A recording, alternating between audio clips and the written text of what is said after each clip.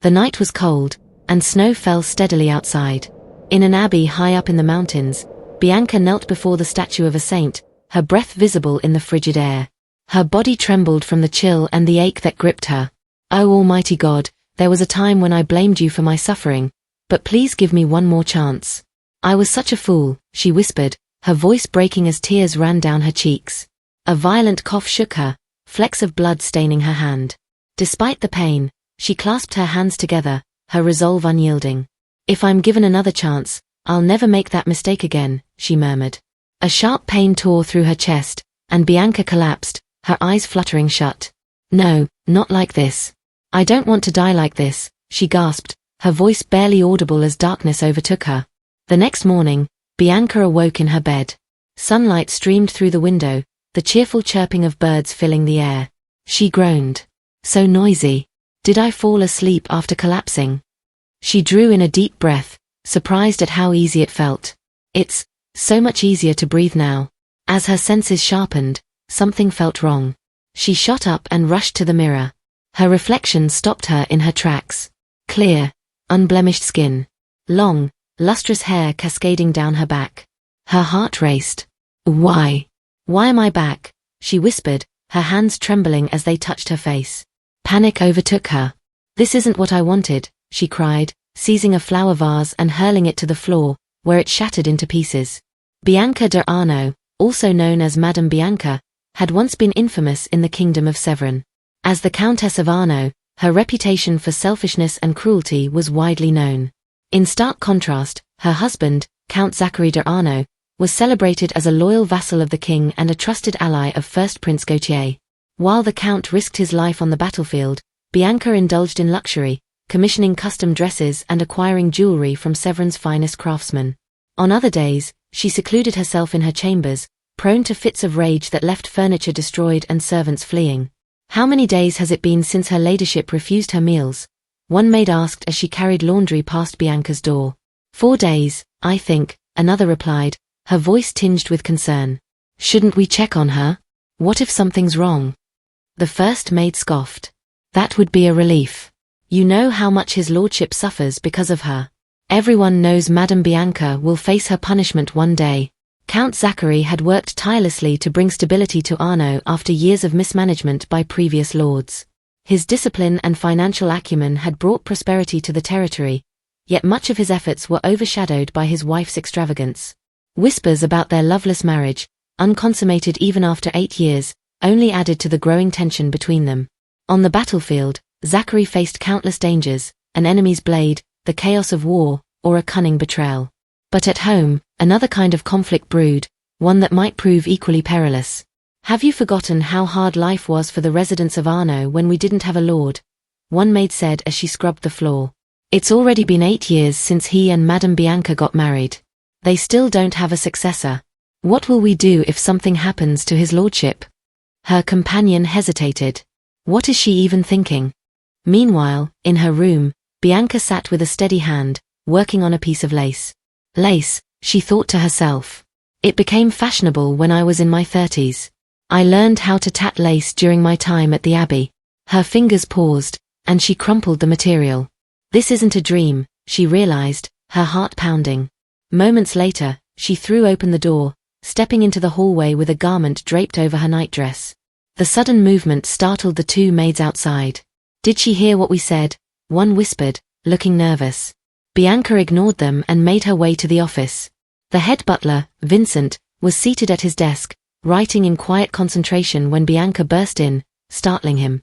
"Vinny, how old am I this year?" she asked abruptly, her voice unsteady. Vincent blinked, trying to calm his racing heart. "It's Vincent, madam. You are 19 this year." Bianca let out a sharp laugh. 19? That's all." She paused, her voice softening. "Where is his lordship?" Vincent hesitated. "His lordship has been at the front lines for months," he replied cautiously. "Do you know when he'll return?" she asked.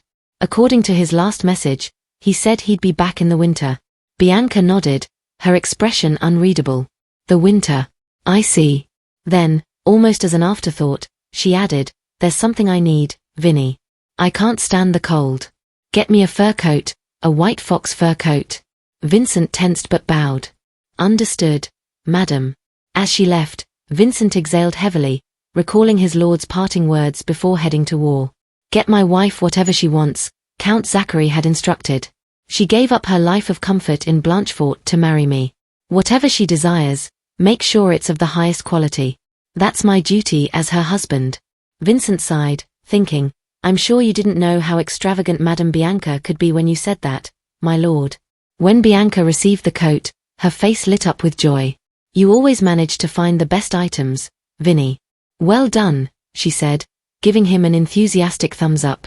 Vincent muttered, if you're going to praise me, perhaps you could also call me by my proper name. Then, as though remembering something, he added, a new message arrived this morning. His lordship has entered Arno's territory. Bianca stiffened, clutching her new coat. Understood, she said quietly. Wrapped in her coat, Bianca stepped out onto the balcony, her gaze fixed on the distant horizon. She raised her hand to the sky, her expression resolute. I've come back to life, she whispered. I've truly returned to Arno. This is my second chance, and I will not waste it.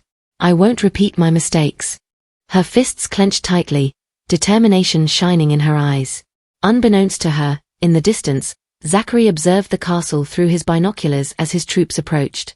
How do you feel about returning to Arno after so long, my lord? One of his knights asked. Zachary lowered his binoculars, a faint smile tugging at his lips. My wife is shouting at the heavens. The knight looked puzzled. Pardon. She looks well, Zachary said calmly, spurring his horse forward. As the troops approached Arno Castle, the guards on the wall spotted them in the distance. I see the Black Wolf banner approaching, one announced. His lordship has returned. The bells rang out across the castle grounds, signaling the arrival of Count Zachary de Arno and his soldiers. Lord Zachary de Arno, the Count of Blood and Iron, has returned, they shouted, their voices carrying across the bustling courtyard. The Count's name, Count of Blood and Iron, was well earned. His silver hair, often streaked with blood in the chaos of battle, shimmered like a polished blade. His very presence struck fear into his enemies. At the gates, Vincent, the head butler, awaited with a formal bow. Welcome back, my lord. A meal has been prepared in the banquet hall. Zachary nodded, his voice steady despite the weariness in his frame. Thank you, Vincent. The journey has been long, but we've returned. Tonight, we'll eat and drink to our heart's content. The men have earned it. His knights cheered, their spirits lifting as they dismounted and began to mingle with the residents. How was the expedition? One villager asked eagerly. The best. Sova, one of Arno's commanders, declared with a grin. You missed the chance to see me in action. My performance on the battlefield was nothing short of legendary. Robert, another commander, groaned. How do you have the energy to chatter on like that, Sova? Haven't you tired yourself out yet?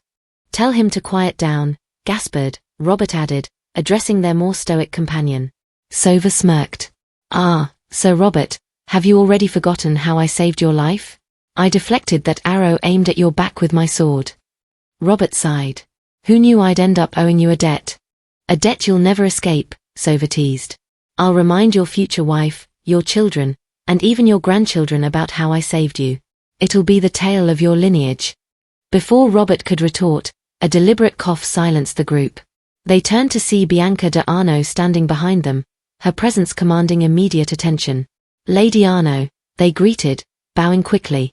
Bianca's expression remained composed. Where is his lordship? Sova straightened, his earlier bravado subdued. He's gone to his chambers, my lady. The first thing he always does upon his return is take a bath, even before eating. I see, she replied curtly, turning to leave. The knights watched her retreating figure in silence. What was that about? One murmured nervously. She's grown so much since we last saw her, Sova remarked, breaking the tension. Wasn't she only as tall as our waists back then? His gaze lingered on her fur coat. And that white fox fur, her taste for luxury has certainly grown along with her height. White fox pelts aren't easy to come by. That coat must have cost a fortune. Mind your tongue, Sova, Robert warned. His lordship permits her requests. We've no place to comment on them. Sova smirked. Oh, spare me the act. Your expression says you're just as displeased as I am. Their banter quieted as Gaspard finally spoke.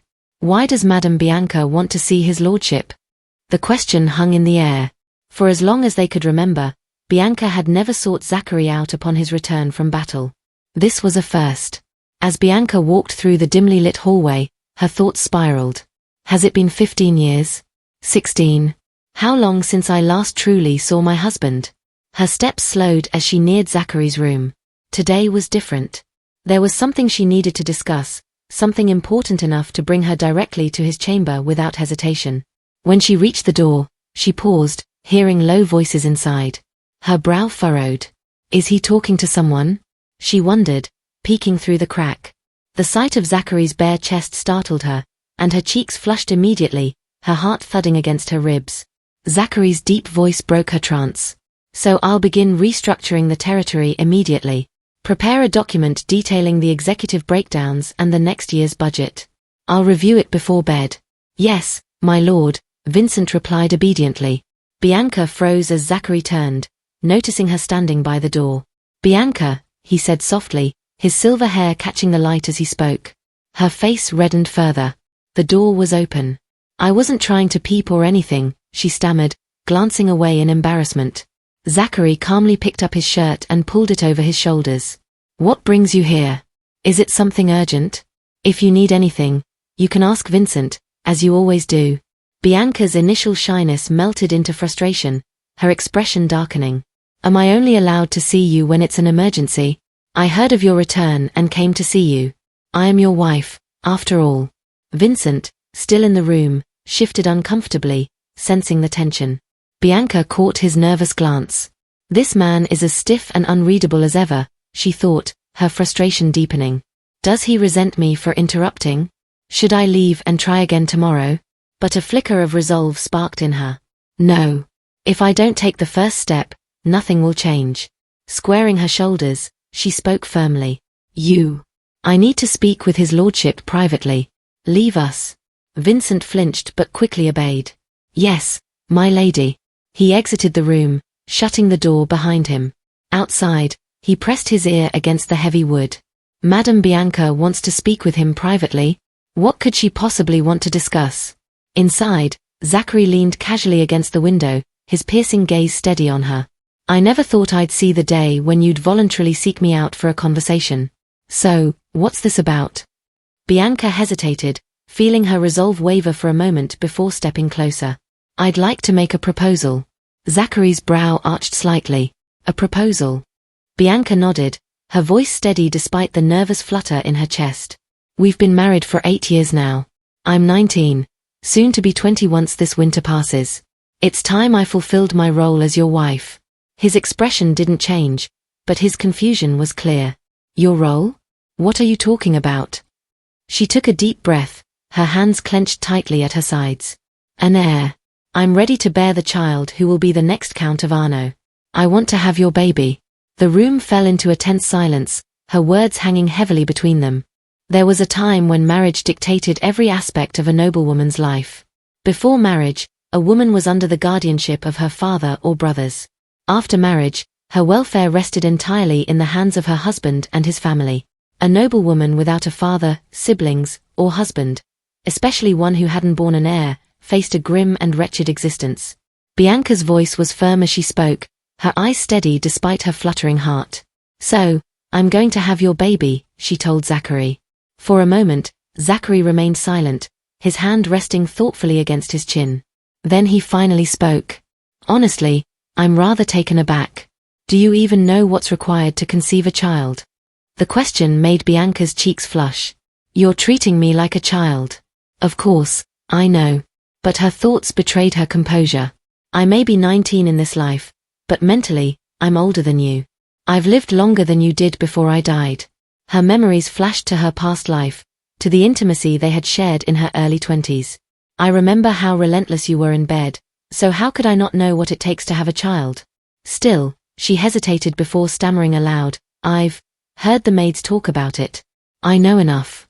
Isn't it my duty to give birth to the next Count of Arno? Shouldn't I at least know that much? Zachary's expression shifted as he stood upright, his imposing figure making her flinch. So, do you think you can do it? We both know what conceiving a child involves. He stepped closer, and instinctively, Bianca retreated until her back was against the door. Her breath caught as he loomed over her, his voice calm but firm. "Will you be able to do that with me? To bear my child?" He placed a hand against the door beside her, his piercing gaze locking onto hers. Bianca's body tensed. "He seems angry. I didn't think he'd welcome the suggestion, but now, I'm scared," she thought, unable to meet his eyes. Zachary's voice softened, though his words carried weight. "I see you're still afraid of me." Her head snapped up. "Pardon." His sharp gaze lingered for a moment before he straightened and turned away. "Why don't you retire to your chambers and rest? I'd like to do the same." "Wait," she called, her voice breaking slightly. But Zachary was already reaching for the door. "Let's continue this conversation later." Bianca froze, panic flashing in her eyes as memories of her past life, the misery and humiliation of being childless, rushed back. "No. If I don't act now, I'll be condemned to those years again. No, no, no. I can't let that happen."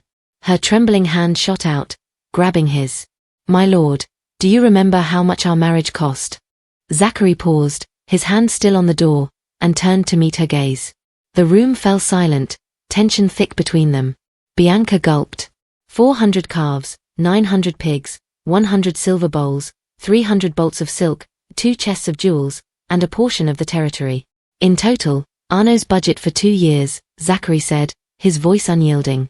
A dowry is an inheritance a bride brings to her husband's household upon marriage.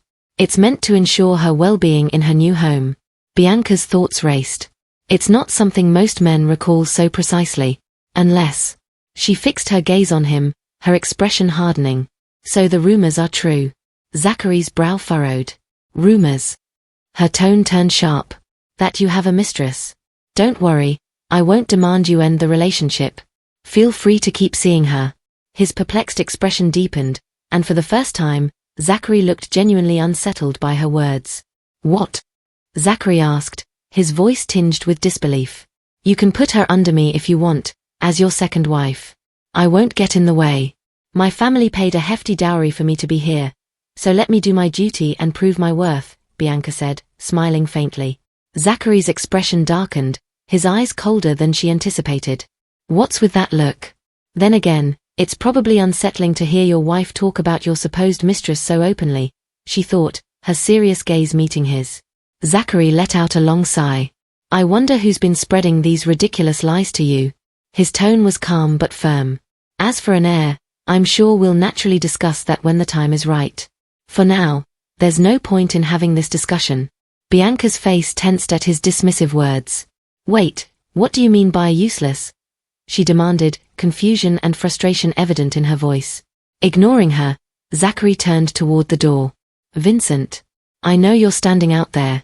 Escort Madame Bianca to her chamber," he commanded sharply. Outside, Vincent flinched, caught in the act of eavesdropping. The door opened slowly, revealing his tense expression. "Yes, my lord," Vincent said with a bow. Turning to Bianca, he added gently, "Madam, I shall take you back to your chamber." Bianca resisted, her voice rising. "My lord, please listen to me. This is important." But Zachary didn't turn back. He simply shut the door behind them as Vincent guided her away. Left alone in his room, Zachary exhaled heavily, rubbing his temples. His thoughts wandered to the past. Her nursemaid, she died from the plague, he recalled. The woman had been Bianca's sole confidant when she first arrived in Arno, the only person she felt comfortable opening up to. He remembered how young Bianca had turned away food and drink, crying endlessly after the nursemaid's death. At the time, he had tried to comfort her. "Don't come close to me," she had snapped, her voice trembling with anger and grief. Her tear-filled eyes glared at him as she added, "If you've returned from the battlefield, why didn't you change out of your armor first? You reek of blood." The memory stung as Zachary's gaze shifted to the fur coat lying discarded on the floor. "When she first arrived, she wouldn't even look at me. She cried if our eyes happened to meet and avoided me every time I returned from battle. But today, she touched me. Even though I haven't washed and probably still reek of blood," he thought, sniffing himself with a frown. "What has changed while I was away?" Meanwhile, Vincent escorted Bianca back to her chambers. Her thoughts churned as she clenched her fists. "I was 21 the first time the Count and I shared a bed. After that, It only happened before he left for war. And yet, I was never able to produce an heir, she thought, her frustration simmering. Her steps faltered briefly as a grim memory surfaced. Zachary died on the battlefield when I was 26. That's only 7 years from now. If I don't act, history will repeat itself. Her resolve hardened as her fists clenched tighter. I need to have his child, soon, before it's too late, she thought, her determination blazing. Even if that means I have to force his hand. Madam, I shall escort you to your chamber, Vincent said politely, drawing Bianca from her thoughts. She turned to him, her eyes flashing with anger. There's no need. Don't follow me. I'll walk to my room myself, she snapped, brushing past him so sharply that he had to step back to avoid her. Vincent watched her retreating figure, his expression tense. Madam, didn't she come wearing the fox fur coat earlier? He wondered, noticing its absence. That evening, Bianca stood by the window of her room, lost in thought. I told myself I need to have his baby, even if it means throwing myself at him. But would that even work? She sighed, a slight flush creeping up her cheeks. The Count wouldn't budge, no matter what I did. He's so much taller and more intimidating than I remember. Her mind wandered back to the way his presence had overwhelmed her. Was his body always that strong? Those muscles. She shook her head, feeling her cheeks burn hotter. Well, I wouldn't know. I only ever saw him in the dark. She hugged herself, her confidence waning. It probably wouldn't be easy to seduce him with my body the way it is. I'm scrawny, not soft or voluptuous. Even if I waited years, I doubt I'd change enough to catch his eye. I'm just thin and stiff. The kind of woman no man would look twice at. Her thoughts turned bitter. I wonder what his mistress is like. Is she a serf?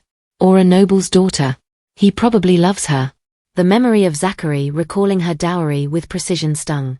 He must have gone over it repeatedly to remember it so well. That's why he'll send me and the dowry back to Blanchefort the moment he decides to make that woman Countess Arno. Her hands clenched as she wrapped her arms around herself. It doesn't matter who he loves. The thought of having to bear a child for a man who loves someone else, it's disgusting. A sudden weight on her shoulders startled her. She turned and looked up to see Zachary draping her fox fur coat over her. You left your new fur coat in my room. It suits you, he said simply, adjusting it gently before stepping back. Bianca stood still, watching him in stunned silence. Thank you for today, Zachary said softly before walking away. She blinked, her brow furrowing. Thank you? For what? Her hands clutched the coat tightly. Why did he mention the coat? Was he reprimanding me for buying something so extravagant? Her thoughts drifted to the past, recalling a similar moment early in their marriage.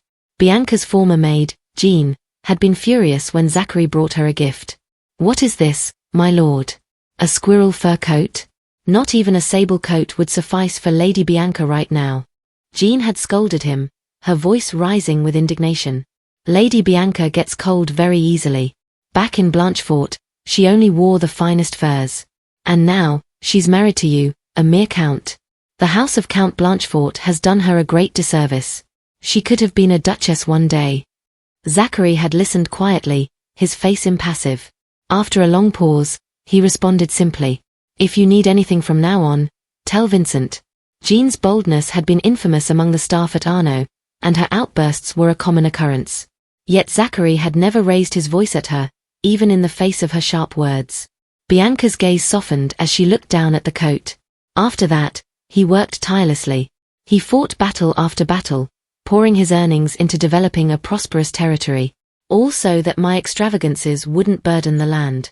Her grip on the coat loosened slightly, though her thoughts remained a jumble of doubt and gratitude. He may have been sarcastic when he gave me the fox fur coat, but whether it was sarcasm or genuine gratitude, Zachary had never spoken to me like that before. He actually thanked me, Bianca thought, her lips curving into a small, pleased smile.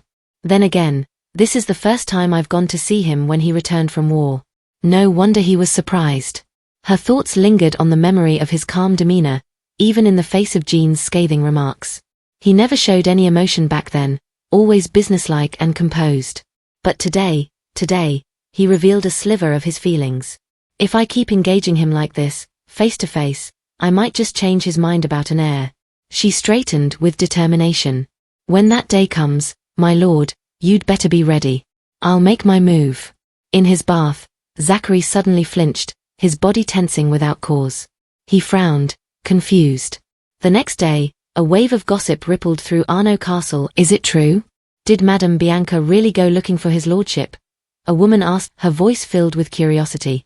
Yes. She even came all the way to the front court, a man confirmed, leaning in to share the tale. And I heard she went to his room right after that. No way. She did, the woman exclaimed, wide-eyed. My wife was cleaning near his lordship's room and saw it herself, the man continued confidently. Apparently, she left her coat in his room, so he brought it out and put it on her shoulders. A group of women nearby exchanged excited looks. I wonder what happened in his chamber, one of them murmured with a grin. The man waved dismissively. The head butler, Vincent, was standing outside the whole time. So, nothing scandalous, I'm sure. Still, the novelty of Bianca's behavior, and Zachary's unexpected response, set tongues wagging. That's the first time Madame Bianca has ever done something like this, one maid said cheerfully as she scrubbed the castle floors. And his lordship has never reacted like that either. Whatever's happening, it must be good. Madame Bianca is an adult now, another maid chimed in. She's at an age where having a child wouldn't be unusual. Even if that's not her goal, this feels like a sign their relationship might improve. One maid, however, was less enthused. Auntie's lips twisted into a scornful smirk. You think she's had a change of heart? So what? His lordship still has to accept that dreary woman. Hush, Auntie. Another maid whispered urgently. Someone might hear you. Auntie scoffed. Who cares? Everyone knows what she's like. A sullen girl who does whatever she pleases. Do you all think she's magically changed overnight? Have you forgotten how she used to scream in her room and throw tantrums like a spoiled child? She stood, hands on her hips, a mocking grin spreading across her face. Honestly, I'd do a better job warming his lordship's bed than that icy twig of a woman. Auntie, watch your mouth, a maid pleaded, horrified. That's incredibly rude to both his lordship and Madame Bianca. But Auntie wasn't finished. The truth hurts, doesn't it? I bet her skin's as cold and clammy as her personality, like a snake or a frog. Stick-thin and ugly, just like a reptile. The sound of footsteps made Auntie pause. Turning, she found herself face to face with Bianca, who stood glaring at her, fury etched across her features. Bianca's voice was low and sharp. You'd best bite down hard, girl. Before Auntie could react, a stinging slap landed across her cheek, silencing the room. Bianca sat in her parlor, knitting lace, her focus wavering. Oh my. You've been sitting here all alone. A woman's voice broke through the quiet, startling her. Bianca looked up to see a stranger smiling warmly at her. Zachary told me you've agreed to let me live here as his second wife. Thanks to you, I can now call Arno Castle my home, the woman said, her words slicing through the calm like a blade. Second wife? Bianca thought, stunned. Who is this woman? Is she the Count's mistress? And did she just call him Zachary? The woman's smile widened as she stepped closer. Don't worry, sister-in-law. Zachary and I will handle everything. The castle, the lands, the estate. All you need to do is stay tucked away in your room, as you've always done. At that moment, Zachary entered the room, his expression unreadable. The woman leaned against him, her tone sweet but condescending. We can discuss the matter of an heir down the line, can't we, Zachary? Zachary's gaze turned to Bianca, cold and distant. If you need anything, ask Vincent. Otherwise, don't trouble yourself. Bianca's throat tightened as she stood frozen. But you're the only one who can give me what I truly need, my lord. There's no one else, she shouted, her voice trembling. Her knees buckled as she sank into her chair. And then she woke up. Bianca bolted upright in bed, her heart pounding. She clutched her head as reality seeped back in. It was a dream, but it felt so real. She exhaled shakily. Maybe his rejection yesterday affected me more than I realized. Memories of Zachary's rare display of emotion lingered, but her thoughts twisted with unease. What if a mistress does arrive at the castle one day? I need to act. If I want to discuss having an heir, or even just get closer to him, I'll have to make it happen.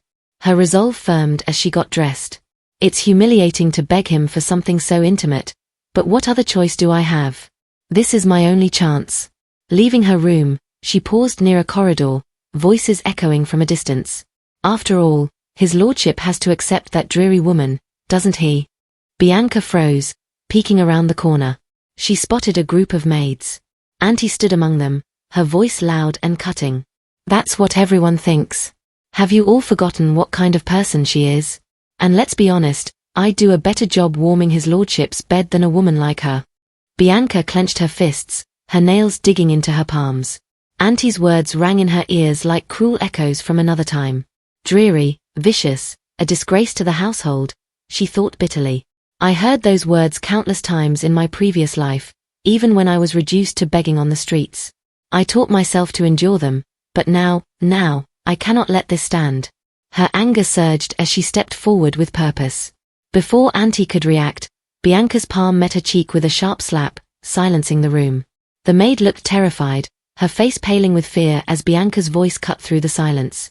Did you call me stick-thin, ugly, and clammy like a reptile? You think I'm frigid like a frog or a snake? Well, I bet you didn't know I'm actually a viper, Bianca said, her voice sharp as she stepped closer. Auntie trembled under her piercing gaze, the other maids frozen in shock. That must be why you were running that gaping trap of yours in the hallway you know I walk through, Bianca continued, rolling up her sleeves. She turned to a nearby maid. You there. Bring me a switch, she commanded, her tone leaving no room for argument. The maid hesitated but quickly ran to fetch it. Bianca's voice lowered, but her words struck like a whip. What an unlucky girl you are, Auntie. I'm in a particularly foul mood today. Did you think I'd let you off lightly? The maid returned, trembling, holding the switch out to Bianca. Here it is, madam, she said, stuttering. Bianca snatched it without hesitation, her grip firm. Her anger simmered as she thought, how dare she compare herself to me? A lowly maid like her? Put out your hands, Bianca ordered, her voice cold and unyielding. Auntie's hands trembled as she held them out. Without delay, the cane landed sharply on her palms, accompanied by Bianca's cutting words. This is for comparing yourself to your master. This is for gossiping when you should be working. This is for your insolent mouth. And this is for maligning your master. Each strike punctuated her accusations. A small crowd began to gather, servants murmuring among themselves. Someone bring the head butler, Vincent, one whispered nervously. Bianca raised the cane once more.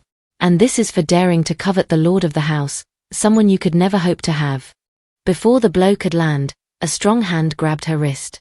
Bianca looked up, startled, to see a knight standing before her, his expression tense. What are you doing, my lady? He asked, his voice steady but firm. Her eyes narrowed. And who are you to question me? The knight seemed momentarily taken aback. Pardon? My name is Robert, my lady, he said, his tone calm but laced with disbelief. Robert? One of the 3 commanders of Zachary's forces? Bianca thought, momentarily stunned. Robert's voice remained measured. Flogging her with a switch is too severe, my lady. You may be our mistress, but I cannot stand idly by and watch you treat someone like this. Bianca's gaze darkened. I am disciplining her for her insolence. Let me go. Robert didn't release her. Discipline is one thing, my lady, but this crosses a line, he said firmly. Auntie, still crumpled on the floor, glared through her pain, her thoughts venomous. How did this escalate so quickly? All I did was tell the truth. But if she's determined to humiliate me, I'll let the whole castle see her temper. Bianca's voice broke through Auntie's thoughts, sharp and unwavering. I know what they say about me. That I'm extravagant and unkind. But just because I'm a cold wife doesn't mean you can crawl into my husband's bed in my place. Auntie flinched under Bianca's glare, her bravado faltering. Before anyone could respond further, a deep voice cut through the tension. What's the commotion here? All heads turned as Zachary entered, his presence commanding immediate silence. The Count? What's he doing here? Bianca thought, her heart sinking as their eyes met. The Count? Why did he have to appear now? Bianca thought, her expression carefully controlled, though irritation flickered in her eyes. Auntie's demeanor shifted immediately at the sight of Zachary. Despite her disheveled state, her face brightened. What a relief. His lordship will surely help me, she thought, brimming with hope. She recalled Zachary's reputation as a fair and merciful master. Once, he had caught a man stealing half a sack of wheat. Instead of the customary punishment of losing a hand, Zachary ordered the man to repay with a full sack of wheat within the year. Bianca noticed Auntie's sudden change and narrowed her eyes. So this is the girl? His secret mistress, she thought bitterly, her grip tightening on the switch. Zachary's calm gaze landed on Bianca. His voice was steady, with a hint of concern. Bianca, is your hand all right? Bianca blinked, startled by the question. She glanced at her hand, noticing the bruises forming from her firm grip on the switch. The pain throbbed now that she acknowledged it, but she clenched her fist tighter. Vincent, Zachary called to his butler. Summon the physician. My wife's hand needs treatment. Bianca scoffed, her voice sharp. I'm fine. Tell your physician to treat your precious girl's face instead. She's your mistress, isn't she? Her words hung in the air like a challenge. I flogged her as discipline, nothing more. I don't think my actions were excessive, but I'll withdraw for today. After all, she herself claimed she could warm your bed in my place. Bianca turned on her heel, tossing the switch against Robert's chest as she passed him. Vincent hurried after her. Madam, what about your hand? Bianca didn't stop. I don't need it. Do you want the entire castle gossiping about how I flogged a maid? Treat that girl's pretty face instead. Her voice carried through the hallway as she disappeared into her chambers, slamming the door behind her. The tension in the corridor was palpable as Zachary's gaze shifted to Auntie. His tone was calm but cold. Explain what happened. Auntie faked a sniffle, a tear slipping down her cheek. My lord, I was only scrubbing the floor with all my might. Zachary cut her off, his voice sharp. But? If that's all you were doing, then where did my wife get the idea that you're my mistress? His icy glare made Auntie's false tears falter, leaving her stunned. Zachary addressed Vincent without looking back. Don't let this escalate further. Handle it quietly. He turned to leave, adding, pack her things and send her home. This girl has no place here. Vincent nodded, his expression serious. Auntie, discretion is a virtue for a servant, but your tongue is far too loose. The castle is not the right place for you. Please, head butler. Listen to me. Auntie pleaded, but Vincent ignored her as he carried out Zachary's orders. Turning to Robert, Vincent asked, what were you doing here? Robert glanced at the discarded switch in his hands. I saw Madame Bianca striking the maid and intervened. Now that I know what was said, I understand her anger. I'm surprised, though, she usually avoids involving herself in the castle's affairs. This is unlike her. Vincent nodded thoughtfully. Perhaps Madame Bianca has had a change of heart regarding her role in the household. Harsh as it was, this is what the lady of the house should do, assert her authority. Time will tell if this marks a new direction for her. In her room, Bianca sat on her bed, cradling her bruised hand. The pain was sharp, and her mind wandered bitterly. If my hand hurts this much, hers must be swollen like dough. That thought alone makes me feel a little better, she muttered, clenching her hand against the ache. Her expression darkened. I wonder if Zachary's comforting her now. Perhaps he's holding her swollen hands, promising to throw me out and make her the Countess. Her eyes fell on her fur coat draped over a chair. She reached out and rubbed her hand against it absent-mindedly, seeking comfort. Jean, her nursemaid from Blanchefort, had been her only source of solace. Since Jean's passing 5 years ago, Bianca had never taken on a personal maid. Jean was the only one who had truly understood her. Bianca had no one to rely on in Arno. The person narrating this story, just a lowly maid who swept and scrubbed outside Bianca's door, watched her endure her loneliness and pain. All I could do was watch from afar, the maid thought. The maid opened the door gently, drawing Bianca's gaze from the bed. I beg your pardon, madam, she said softly. Who is it? Bianca scoffed, her tone sharp. I've brought some herb-infused water to make you a compress. It'll reduce the swelling and heat in your hand.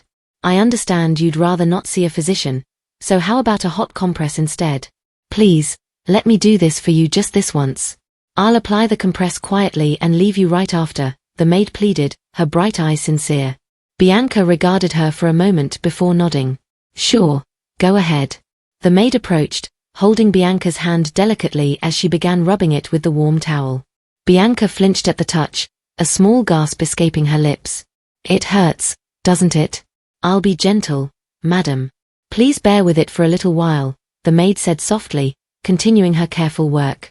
The warmth seeped into Bianca's hand, easing the pain slightly. As she watched the maid's meticulous movements, her mind wandered to a distant memory. Jean, her old nursemaid, had once treated her injured hand in a similar manner. You fell in front of the servants but didn't cry. You bore the pain so well. I'm sure they all wanted to help you, but they probably didn't dare, given your lofty position. Madam, one day, someone who truly understands you will appear. When they do, be brave, reach out and ask them to hold your hand, Jean had said warmly as she dried Bianca's tears. Snapping back to the present, Bianca spoke abruptly. What's your name? The maid blinked, surprised. Madam, my name is Yvonne, she replied cheerfully. Bianca studied her for a moment before saying, this seems effective. Could you apply the herbal compress to my hand again tomorrow? Yvonne's eyes widened slightly in surprise. Beneath Bianca's seemingly commanding words, she sensed the subtle vulnerability, the fear of rejection. Yvonne understood this unspoken gesture for what it was. Bianca had reached out to her, however hesitantly. Yvonne's heart swelled with joy. Yes, of course, my lady, she exclaimed happily. Bianca gave a small nod, as if dismissing the moment, but inwardly she felt a faint comfort. As Yvonne prepared to leave, Bianca's thoughts shifted darkly. What now? The Count loves another woman, he won't want a child with me. But if I don't give birth to an heir, my position in Arno is precarious. What am I supposed to do? Think, Bianca. What must I do to survive? Yvonne's voice interrupted her brooding. Oh, how pretty. Bianca looked up, her brow furrowed. I'm sorry, madam. I saw this had fallen to the floor. It looks like a goddess's robe. I've never seen such lovely fabric, Yvonne said, holding up a piece of delicate knit lace. Bianca stared at it briefly before a small smirk tugged at her lips. Yes, I have this. That's right. Her thoughts quickened. Even if I don't have the Count's love or an heir, even if my family cannot support me, I still have a weapon to wield. The spark of an idea began to take shape in her mind, her confidence blooming as she clung to this newfound resolve. 10 years ago, in Lahoz, the capital of Severin, Zachary walked briskly down a palace corridor. You there? One moment, young knight. A voice called out behind him, the sound of hurried footsteps echoing in the hall. Zachary stopped and turned to see a man approaching, slightly out of breath. Perhaps it's your long legs, but you're quite fast, the man said, catching up. Sir, by any chance, are you Viscount Hughes's son? Zachary regarded him calmly. My brother inherited the Hughes Viscounty 3 years ago. I am currently the Lord of Arno, he replied. The man nodded thoughtfully. Ah, so you are the son of the late Viscount Hughes. Baron Zachary de Arno, then. My name is Gustave de Blanchefort. Pleased to make your acquaintance, he said, introducing himself. Zachary's eyes widened slightly in recognition. Count Blanchefort, first Prince Gautier's right-hand man and a loyal vassal to the Kingdom of Severin. Quickly, Zachary bowed. I didn't recognize you, my lord. Please pardon my impertinence. Not at all. I'm the one who stopped you, Count Blanchefort replied with a smile. Would you spare me a few minutes of your time? I've been wanting to speak with you for a while. Before long, the Count hosted Zachary at his estate for tea. This is floral tea, made from a blend of flowers picked from the first princess's garden, the Count explained as he poured the brew. It's become quite fashionable to steep flowers or leaves in hot water and enjoy the resulting infusion. What a delight it is to spend time with a brave knight amidst such a pleasant fragrance, he said cheerfully, his tone warm and inviting. Zachary sipped his tea thoughtfully, setting the cup back onto its saucer with care. I see you have something important to discuss, he said, his tone steady and serious. Count Blanchefort leaned forward slightly, his expression grave. I've spent my life serving the King of Severin as his most loyal vassal. His Highness, the first Prince Gautier, is the rightful heir to the throne, and I've never doubted his claim. However, there is a faction that supports the second Prince Jacob.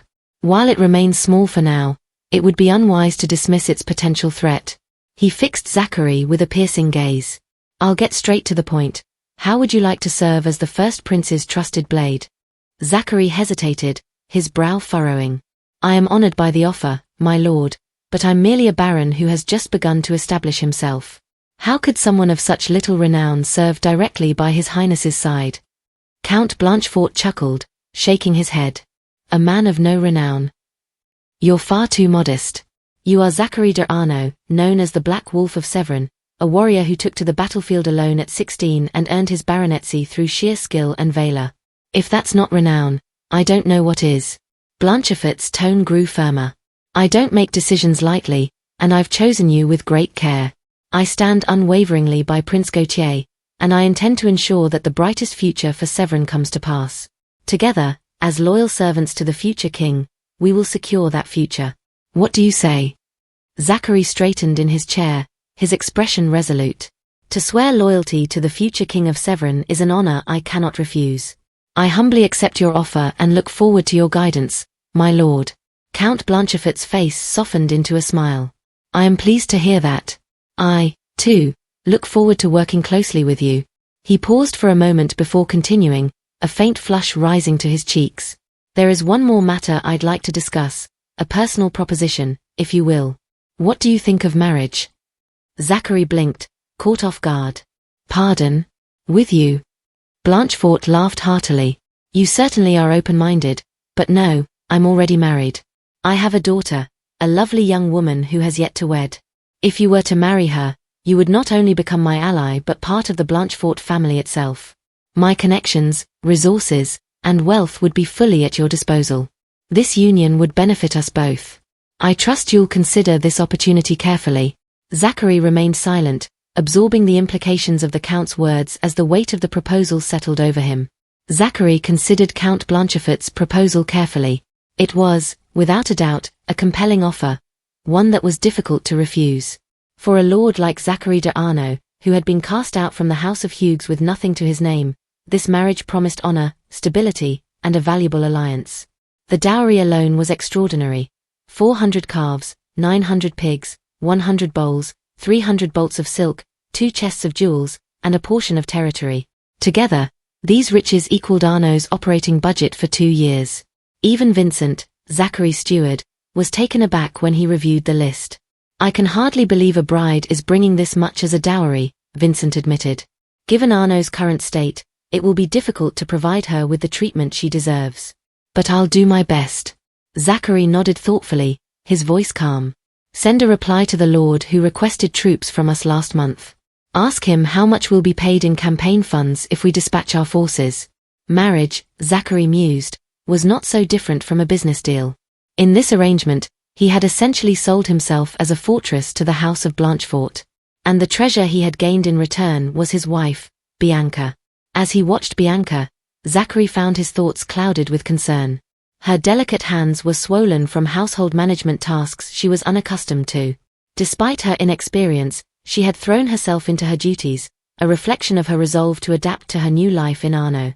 Later that night, Zachary summoned his 3 commanders urgently, catching them off guard.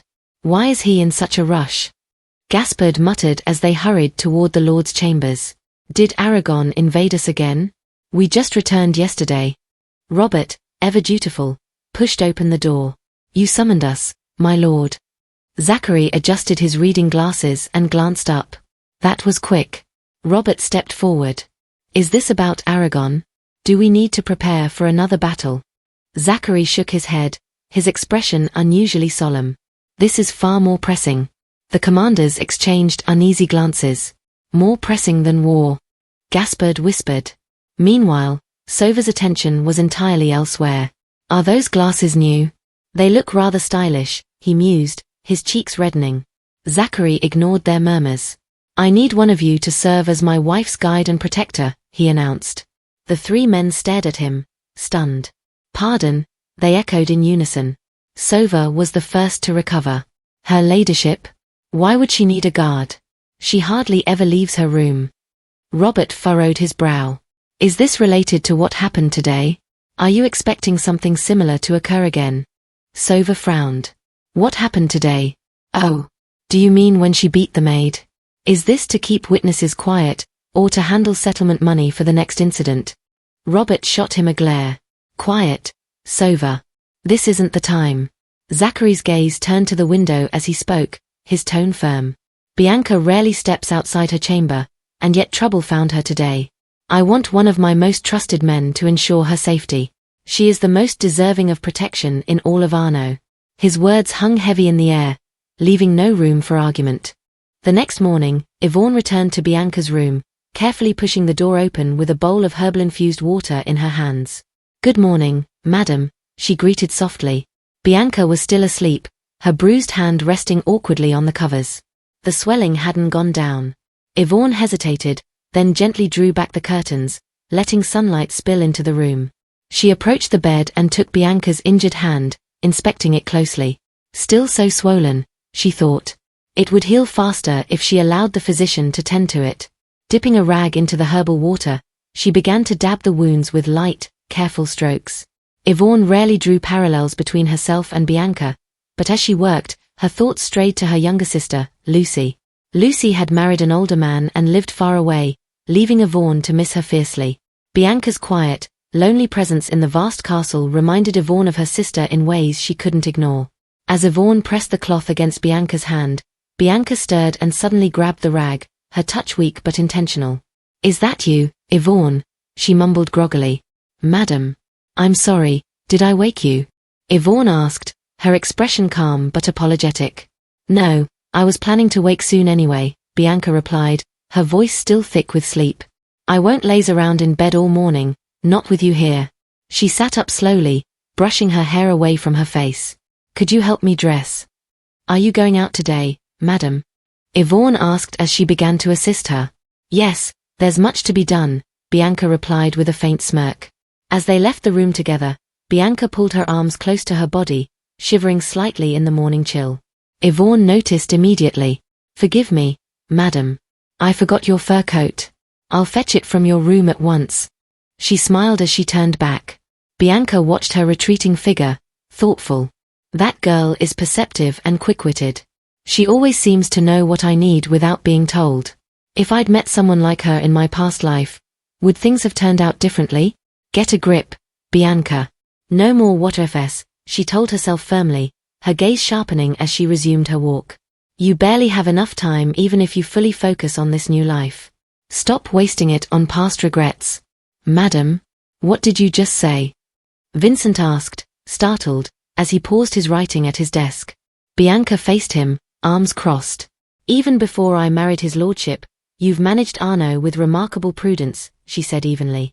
"Yes, I have," Vincent replied, his posture growing tense. "The lady of the house typically shoulders these responsibilities. But I was too young to take them on when I first arrived," Bianca continued. "That's true," Vincent agreed. "Well, I'm 19 now. I'm old enough to manage the household in earnest. And who better to teach me than you? That's why I'm asking you to seriously instruct me in the ways of managing Arno," she said, her voice resolute. Vincent blinked, taken aback. Her ladyship said my name properly. Why am I so pleased about something so trivial? He thought, hiding his surprise. She's changed, ever since she received that white fox fur coat. Her extravagant spending has curbed dramatically. It used to be heavy all the time, but now, there's a strange rhythm to it. Heavy, light, light, medium, and back again. His thoughts turned to yesterday's incident with the maid. Her punishment was harsh, but she wasn't a passive bystander. She enforced discipline to bring order. And now, she's asking me to teach her. This isn't a whim. Returning his pen to the inkwell, Vincent stood up with renewed determination. "Leave it to me, madam," he declared. "There's nothing like seeing it all for yourself. Since you've brought this up, let's tour the territory together. I'll explain everything as we go." Bianca's face brightened at his enthusiasm. She followed him as he led the way, her thoughts turning inward. "Giving birth to the Count's child won't be easy, that much I already know from my previous life. So, let's start with something I didn't do back then, managing Arno. I'll learn the tasks, find the right people, and bring progress to this territory. If I can show the Count that I'm more than a clueless girl, he'll see me as a capable political partner." Her resolve solidified as she matched Vincent's pace, her steps purposeful. "I actually have something else to discuss with you," Vincent said, halting at the castle's entrance. "Something else?" Bianca asked, folding her arms. "It's about your guard, madam.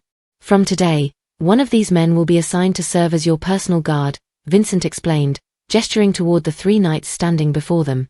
"You may recognize Sir Robert from yesterday. This is Sir Gaspar, he tends to be reserved. And Sir Sover here is from a family of free citizens." Bianca's eyes flicked to each man in turn, but her expression remained neutral. Vincent continued, his face slightly flushed. "Well then, who would you like to choose as your guard, madam?" You want me to decide now? Bianca asked, her lips tightening into a slight pout. One must strike the iron while it's hot, Vincent said cheerfully. Bianca's gaze moved back to the knights, who stood stiffly at attention. The Count's loyal commanders. It's clear as day they're uncomfortable with this, so how am I supposed to choose? She thought, her shoulders tensing. She turned back to Vincent and replied firmly, it's all right. I have you with me. I'd prefer to avoid going around with a large group and drawing unnecessary attention. Forgive my impertinence, madam, Vincent said carefully, but his lordship commanded it. Bianca stilled. A command from the Lord of Arno. Her thoughts raced as she held her composure. And here I was, foolish enough to think I could be his political partner. Instead, I've overestimated myself. He's only just decided to assign me a guard, and not just any soldier, but one of his closest men. She glanced at the knights again, her expression faltering for a moment. This isn't about protection. It's surveillance, plain and simple. A guard in name, but in truth, a spy to report my every move back to Zachary. Her chest tightened at the realization, her earlier resolve crumbling under the weight of her thoughts. Could such a marriage ever be one of equals? Could I ever stand as a partner to the man who holds absolute power in this territory? Bianca's mind swirled, her tension evident even in her silence. For a moment, the grand castle around her felt more like a cage than a home. It's true that a wife often needs her husband's permission for everything, but the Count has never demanded anything of me all these years. I need to think of this positively, Bianca thought, steadying herself. Her gaze shifted to Robert. Robert. He tried to stop me yesterday without even hearing me out. He'd probably be the type to nag and meddle wherever we go, she mused, her expression tightening. Then her eyes turned to Gaspar. He's described as quiet, unlikely to say unnecessary things, but maybe a bit too reserved, which could be frustrating. Her thoughts landed on Sova. He's from a family of free citizens, she recalled, observing him as he suddenly smiled and gave her a thumbs up. Her brows furrowed. He seems completely tactless. Definitely a no. This is my second life, but I don't think I've ever faced a decision this pressuring. I don't like any of them, but if I must choose. Bianca hesitated, shivering slightly as the chill in the air increased. My guard shall be, she began, lifting her hand, but paused as a coat draped over her shoulders. She froze, her cheeks flushing as her heart skipped. Who is this? Could it be Zachary? She wondered, remembering the Count's rare act of tenderness when he had placed her coat on her before. I'm sorry, madam, a familiar voice called, breaking her thoughts. I didn't know where you were, so I had to search the head butler's room before coming here. That's why it took me so long. Yvonne said breathlessly. Bianca relaxed, her earlier tension fading. Thank you, Yvonne. You must have had a tough time going up and down the stairs, she replied softly, her tone warm. I'm fine, madam. Being healthy is my specialty. Yvonne said brightly, her lively demeanor lifting Bianca's spirits. The knights exchanged puzzled glances, their attention drawn to the cheerful exchange. Who's the cute maid? Sova whispered, his face reddening. Her ladyship seems very friendly with her. I'm not sure, Robert muttered. Maybe it's her personal maid. Her ladyship didn't know who I was, but she clearly knows that maid by name. As Yvonne glanced at the knights, they instinctively flinched, her calm smile leaving them flustered.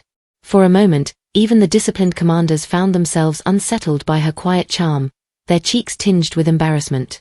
The tension in the air faded slightly, thanks to Yvonne's light-hearted presence. What a relief. But seriously, why aren't any of them volunteering for the job? Bianca thought, her eyes narrowing as she glared at the knights. One of them began, stepping forward. I would like to serve as Madame Bianca's guard, Gaspard said, his calm tone drawing shocked reactions from Robert and Sova, who muttered his name in disbelief. He's about the same size as the Count, and like his lordship, I can't read him at all. Gaspard volunteered so easily, but that's what makes me uneasy. What is he thinking? Bianca wondered, scrutinizing him. Are you serious? This has to be a joke. Robert and Sova exclaimed, glaring at Gaspard with a mix of frustration and disbelief. Gaspard remained silent, unbothered by their outburst. I can hear you, you know, Bianca thought with exasperation. Still, she concluded, at least Gaspard won't be noisy. That's fine with me, she said aloud, turning to Vincent. Very well, madam. Sir Gaspard shall serve as your guard. Vincent declared, clapping his hands together. We've wasted enough time here. Shall we head to the seamstress's quarters next? Before Bianca could respond, a familiar voice called her name from behind. Turning, she was startled to see Zachary approaching. The Count? She thought, her heart skipping a beat. His silence as he stared at her only heightened her confusion. What is it? Why are you staring at my face so intently? She asked, her cheeks flushing. I'm going to touch your face for a moment, he said calmly. What? Bianca gasped, caught off guard as he gently placed the back of his hand against her forehead. Everyone, Vincent, Yvonne, and the knights, watched the scene in stunned silence, their faces red with embarrassment. Bianca's heart raced as Zachary's touch lingered. You have a fever, he announced. Huh? Oh. Yvonne exclaimed. He's right. You must have been standing outside too long without your coat. Robert glanced toward the first floor of the castle. Was his lordship watching us this whole time? He wondered uneasily. I think you should return to your room now, Zachary said, his tone firm but calm. I need to speak to my wife, so I'll be taking her with me. The rest of you, see to your duties. Without waiting for a response, he placed a guiding hand on Bianca's back, causing her to flinch slightly as he escorted her inside. He needs to speak to me? About what? Bianca's thoughts swirled as they walked in silence. Behind them, the onlookers whispered excitedly. His lordship is escorting Madame Bianca inside. Inside the castle, Zachary's pace was measured as Bianca followed behind. It's obvious what he wants to talk about, she thought bitterly. Yesterday's incident. He probably wants me to apologize to that wench. I don't even remember her face, just that she was blonde. Is this his way of smoothing things over before bringing her in as his second wife? Well, aren't you the romantic hero? Her fists clenched as her thoughts spiraled. While you were spending passionate days with her, I was alone in my room, drowning in loneliness. Unable to contain herself, she stopped abruptly. What kind of excuse would you have made if I didn't have a fever? She demanded, her voice trembling with both anger and pride. You can tell me to apologize to that girl all you want, but I won't do it. I have my pride too. She might be the woman you love, but I'm the Countess of Arno, for now, at least, she added softly, turning her head away. I dismissed that maid, Zachary said quietly. Bianca froze. You dismissed her? She asked, incredulous.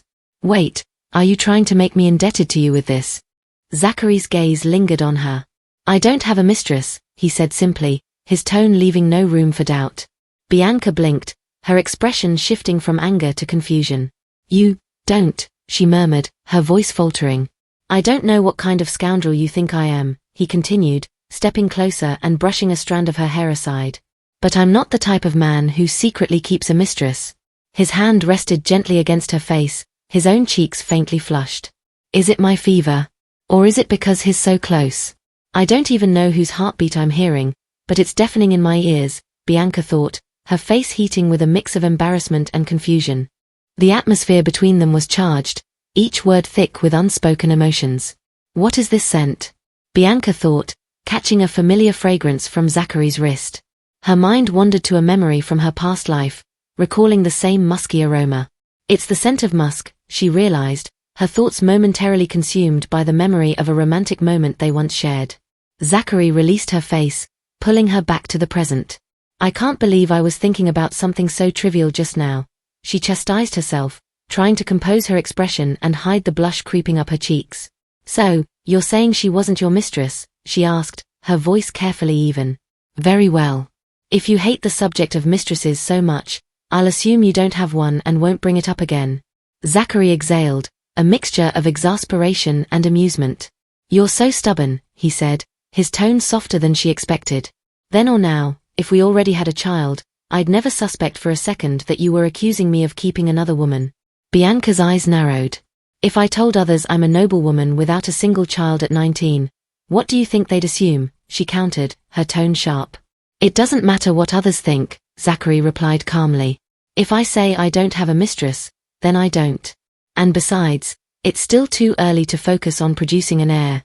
Too early. Bianca scoffed. If that's the case, why assign me a personal guard? Those knights are all such cumbersome men to have around, and you made me choose one. I only want to ensure your safety, especially after what happened yesterday, Zachary explained, his gaze unwavering. Well, I have a personal maid now, she retorted. Isn't that enough? Who do you think would protect you better? He asked, his tone pragmatic. A knight trained to guard lives or a servant whose only experience is with household chores? A maid is just a maid. His reasoning was sound, and Bianca hated how easily he won the argument. They call him the Count of Blood and Iron, but they might as well call him the Wall of Iron, she thought bitterly, reluctantly conceding defeat. You think I'm stubborn? She muttered under her breath. Talk about the pot calling the kettle black. Zachary's expression didn't waver. You think nothing else could happen while you move freely through the castle? He asked pointedly. Of course not. It's your castle, after all, she shot back, her tone biting. Bianca, Arno Castle isn't just mine, Zachary said, his voice firm but gentle. It's our castle. The words stopped her cold. Our. The singular syllable echoed in her mind, leaving her trembling slightly as her fingers instinctively brushed against her wedding ring. In her previous life, Zachary had never spoken words that united them as a single entity. The thought lingered in Bianca's mind as she fidgeted with her ring, unsure of what to make of it. Your fever is rising. Let us stop arguing now, Zachary said, his hand resting lightly against her back as they resumed their walk. You've ruined my plans for today, my lord, she murmured, though her voice lacked the sharpness of genuine reproach. Our conversation never even reached the point of an argument, he replied evenly. You were about to tell me something, weren't you? Bianca thought but kept her question to herself. The rest of the day passed in a haze, and by nightfall, her fever had worsened. She lay confined to her bed for days, her dreams an indistinct blur of past and present, of fleeting memories and uncertain futures. Meanwhile, in Zachary's study, the conversation turned to Bianca's new guard. I hear you volunteered to serve as Bianca's guard, Gaspard, Zachary said, pouring tea. Robert and Sova, can the two of you split Gaspard's previous duties? I'll handle military logistics, Robert replied quickly. Leave the stables to me, Gaspard. You focus on guarding Madame Bianca, Sova added, his tone light but firm. Vincent entered with a tray in hand. I haven't made this in a while, but here's some vin chaude for everyone.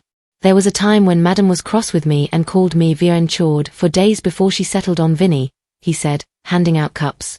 Today, she suddenly asked if I could teach her how to manage the household. Madame's heart is as unpredictable as a drop of water tumbling on a lotus leaf. You never know where it'll go next. Didn't you say she rarely leaves her room? Zachary asked, pausing to sip his tea. She used to be that way, Vincent confirmed. But lately, she's been more active, creating quite a stir in the past few days. Robert leaned forward. Come to think of it, what did you discuss with Madame Bianca earlier? He asked. Yeah, Gaspard added, I was curious too.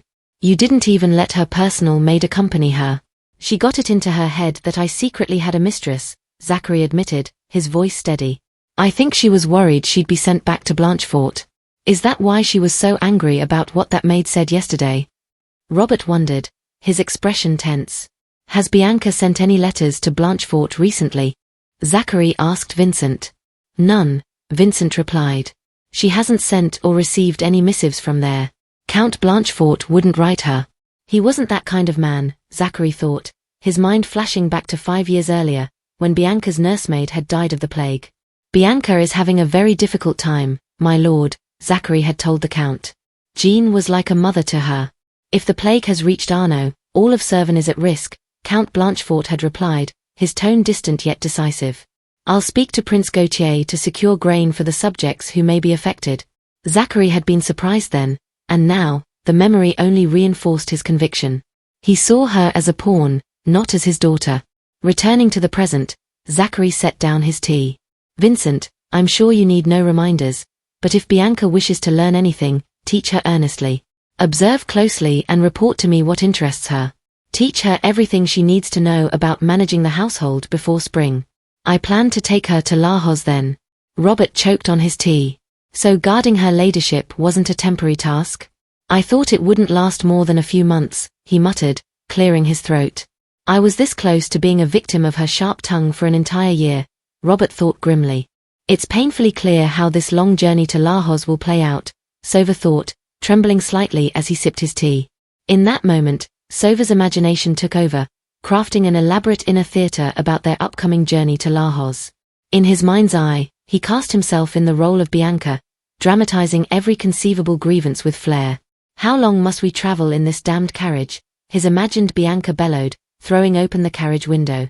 "I say it's time for some tea. Stop the carriage at once." Gaspard, also portrayed by Sova in this mental play, responded with forced patience. "Please have a little patience, my lady. If we stop here, we must camp in the woods tonight. That's your problem." Bianca snapped, crossing her arms with an air of imperious finality. "It would actually be your problem too," Gaspard muttered under his breath in the mental reenactment. Sova couldn't help but smirk at his own dramatics. Gaspard is obtuse as hell. He probably wouldn't know how to accommodate her properly at all. His imagination settled into more serious musings. But why does his lordship suddenly want to take his wife to Lajos? Sova wondered. She's bound to buy piles of things in the capital, fabrics, jewels, perfumes, since it's the heart of fads and fashion. That would mean endless luggage, endless delays. He paused, another thought striking him. It slipped my mind because she married him so young, but a 19-year-old noblewoman should already have 2 or 3 children by now. Isn't it a wife's duty to manage the household and await her husband at the castle? Sova's eyes widened as his thoughts raced further. Then again, the couple still doesn't have an heir, he thought. "My lord, are you taking her ladyship to Lajos in the hopes of begetting an heir?" he asked. Zachary's expression remained unreadable for a moment, though his eyes widened slightly in what could only be described as faint amazement. Thank you for joining us on this incredible adventure. If you enjoyed what you watched, please consider liking, subscribing, and ringing that notification bell. Your comments mean the world to us and help us improve. The next episode promises even more excitement and unexpected twists, so stay tuned as we embark on this thrilling journey together. Keep the anticipation alive, and we'll catch you in the next episode.